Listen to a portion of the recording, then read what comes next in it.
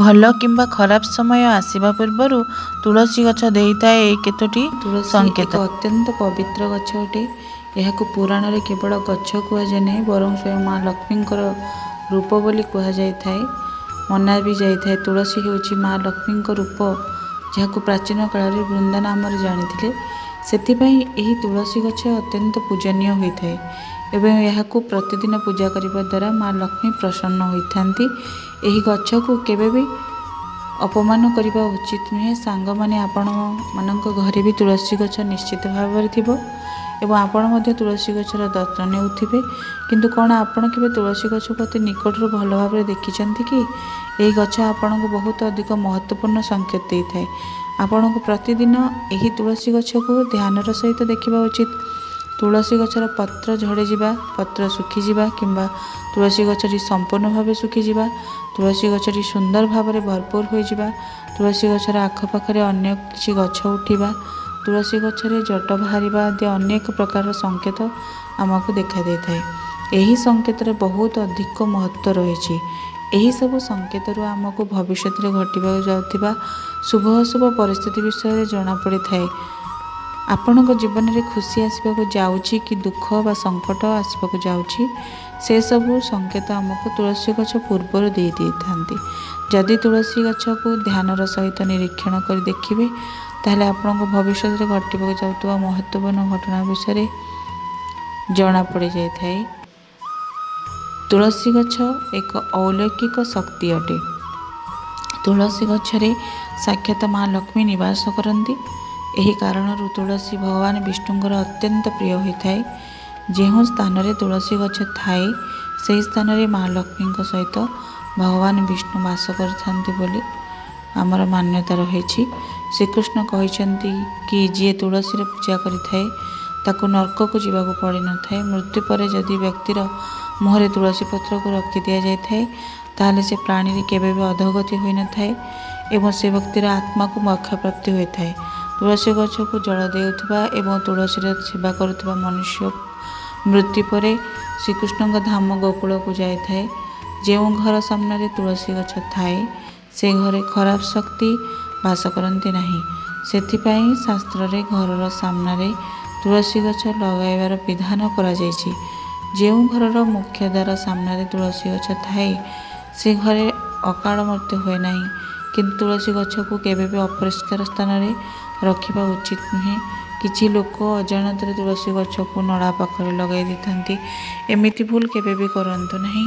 ତୁଳସୀ ଗଛକୁ ସର୍ବଦା ଭୂମିର ଉପକରଣରେ ଲଗାନ୍ତୁ। ତୁଳସୀ ଗଛ ଉପରେ ଅପରିଷ୍କାର ପାଣି ପଡ଼ିବା ଉଚିତ ନୁହେଁ। ଯେଉଁ ଘରେ ତୁଳସୀ ଗଛ ଅପରିଷ୍କାର କିମ୍ବା ନଳା ପାଖରେ ଲଗାଯାଇଥାଏ, ସେ ଘରେ ସବୁବେଳେ ବିପଦ ଲାଗି ରହିଥାଏ। ସେଥିପାଇଁ ଆପଣ ଏମିତି ଭୁଲ କେବେ ବି କରନ୍ତୁ ନାହିଁ।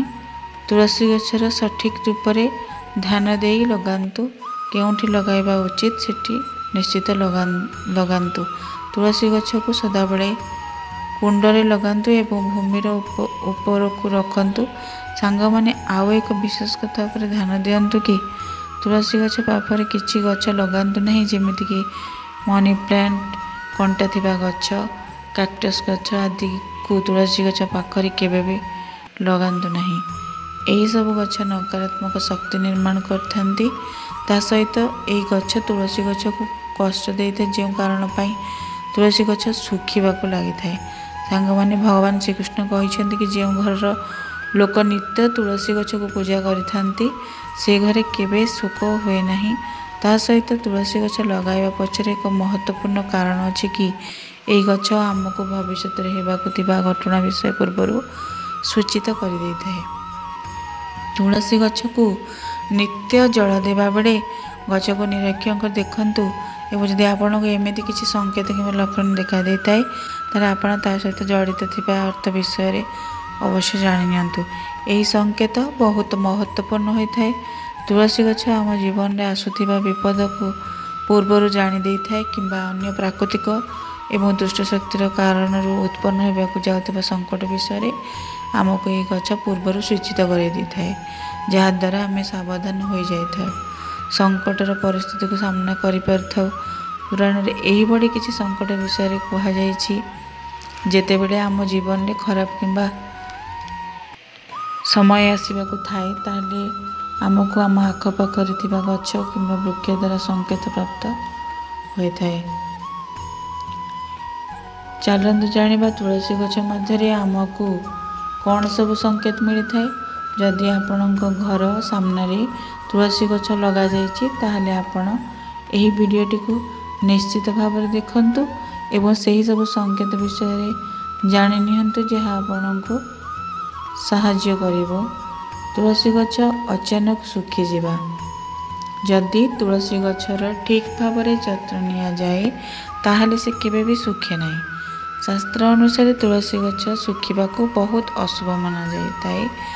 ଅନେକ ପ୍ରୟାସ କରିବା ପରେ ବି ତୁଳସୀ ଗଛ ଅଚାନକ ଶୁଖିବାକୁ ଲାଗିଥାଏ ଏବଂ ତୁଳସୀ ଗଛଟି ମୃତ ଦେଖିବାକୁ ଲାଗିଥାଏ। ଏମିତି ହେଲେ ଏହା ଆପଣଙ୍କ ଘର ଉପରେ ଆସୁଥିବା ବଡ଼ ବିପଦ ସଂକେତ ବୋଲି ବୁଝିବା ଉଚିତ। କୌଣସି କାରଣ ପାଇଁ ଆପଣଙ୍କର ସମ୍ପୂର୍ଣ୍ଣ ଧନ ଖର୍ଚ୍ଚ ହୋଇଯାଇପାରେ, ଆପଣଙ୍କୁ ବ୍ୟବସାୟରେ ବଡ଼ କ୍ଷତି ସହିବାକୁ ପଡ଼ିପାରେ। ସେଥିପାଇଁ ତୁଳସୀ ଗଛ ଅଚାନକ ଶୁଖିବାକୁ ଲାଗିଲେ ସାବଧାନ ହୋଇଯିବା ଉଚିତ। ତୁଳସୀର ସତେଜ ଭରପୁର ପତ୍ର ସବୁ ଆପେ ଆପେ ଝଡ଼ିଯିବା। ଯଦି ଆପଣଙ୍କ ଘରେ ଥିବା ତୁଳସୀ ଗଛର ସତେଜ ଭରପୁର ପତ୍ର ସବୁ ଆପେ ଆପେ ଝଡ଼ିବାକୁ ଲାଗିଥାଏ ତାହେଲେ ଏହା ଅଶୁଭ ସଂକେତ ବୋଲି ବୁଝିଯିବା ଉଚିତ। ଯଦି ପତ୍ର ହଳଦିଆ ହୋଇ ପବନର କାରଣ ପାଇଁ ଝଡ଼ିଥାଏ ଏହା ପ୍ରାକୃତିକ ଅଟେ, କିନ୍ତୁ ତୁଳସୀର ସତେଜ ସବୁଜ ପତ୍ର ଯଦି ଝଡ଼ିବାକୁ ଲାଗିଥାଏ ତାହେଲେ ମା ଲକ୍ଷ୍ମୀ ଆପଣଙ୍କ ଉପରେ ଅସନ୍ତୁଷ୍ଟ ଅଛନ୍ତି ଏବଂ ଆପଣଙ୍କୁ ସଂକେତ ଦେଉଛନ୍ତି କି ସେ ଆପଣଙ୍କ ଘର ଛାଡ଼ି ଚାଲି ଯାଉଛନ୍ତି କି ଆପଣଙ୍କ ଘରେ କିଛି ଏମିତି କାର୍ଯ୍ୟ ହେଉଛି ଯାହା ମା ଲକ୍ଷ୍ମୀଙ୍କୁ ଅତି ପ୍ରିୟ ନୁହେଁ। ଯେଉଁ ଘରର ସଦସ୍ୟମାନଙ୍କ ଭିତରେ କଳି ଝଗଡ଼ା ହୁଏ, ଘରର ନାରୀମାନଙ୍କ ଉପରେ ଅତ୍ୟାଚାର ହୋଇଥାଏ କିମ୍ବା ତାଙ୍କ ଅପମାନ ହୋଇଥାଏ, ଘରେ ମାଦକ ଦ୍ରବ୍ୟ ସେବନ କରାଯାଇଥାଏ, ଏମିତି ଘରେ ମା ଲକ୍ଷ୍ମୀ କେବେ ବି ବାସ କରନ୍ତି ନାହିଁ।